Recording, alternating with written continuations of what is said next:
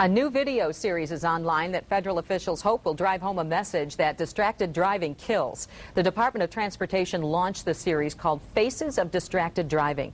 The campaign is meant to raise awareness of the consequences of texting while driving. Last year, nearly 5,500 people died and 500,000 were hurt in accidents involving a distracted driver. And what we've heard from families and loved ones is that we have to attack this problem if we're going to save lives and save injuries.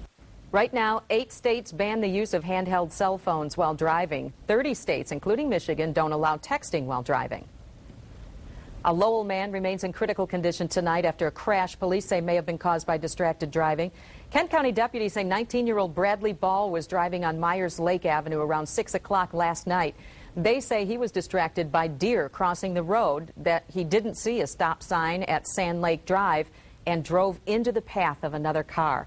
Ball was airlifted to the hospital. His passenger was taken to the hospital by ambulance. The driver of the other car had minor injuries that did not require treatment. So we want to take this issue a little further tonight. Joining us in studio, Randy Rand. He's with Jungle Survivor Drivers Training. Randy, you helped us out a few years back with our Drive to Live campaign. Right. We appreciate your time tonight. Thanks, let's talk about how much emphasis that you put on distracted driving when you've got your students who are learning to drive. How much emphasis do you put on that issue? It's probably one of the keys, because attitudes.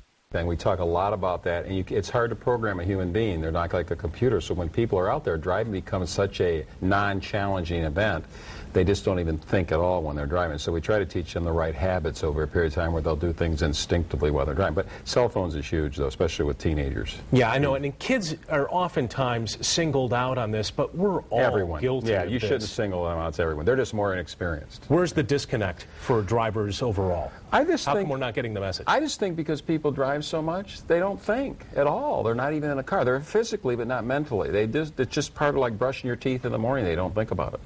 Let's talk about an issue that's maybe a particular problem here out in rural areas in West Michigan. We know that Kent County has often led car-deer collisions, several years running. What is it about driving at night with the deer population out there, especially at this time of the year with hunting season, that makes it so dangerous if you're not paying attention? Well, because first of all, I always tell my kids, if you see one deer, there's more. They don't just hang by the side of the road by themselves. So tell them to slow down, pay attention, scan the tree lines. Don't just look at the paved portion of the road, look beyond the paved portion of the road.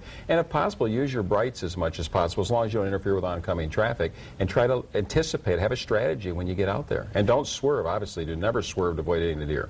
That causes big problems. Yeah, if you go off the road and flip over and hit a tree's a lot harder to hit than a deer, and it could do a lot more damage to your car. Do you think the way that we're approaching it is effective? We know we've got a new ad campaign out that we just talked about. There are laws on the books against driving distracted, texting while driving, that kind of thing. Is that the way to get at this problem? You know, education obviously is part of it, but the texting thing is a really hard law to enforce. I think it's great, it's a good step, but you need to just ban the use of cell phones in cars. I know that's a big step to take, but if you're really serious about fixing the problem, people shouldn't be on their cell phones. You know, pull over to the side of the road if you have to talk somewhere safe, you know. Voicemail, you have voicemail. You go into your voicemail later when it's important, but you don't need to be talking. They do it because they're bored is why they're on their phones. Yeah, sometimes. Yeah. You know, it's one of those habits, too, that kids pick up from their folks. They do. Father like son, like mother like daughter. Exactly. Yeah, so set the example at home, right. I guess, if you got a young one learning to drive. Randy Rand with Jungle Survivor Drivers Training. Thanks for coming in tonight, Randy. Okay, appreciate it.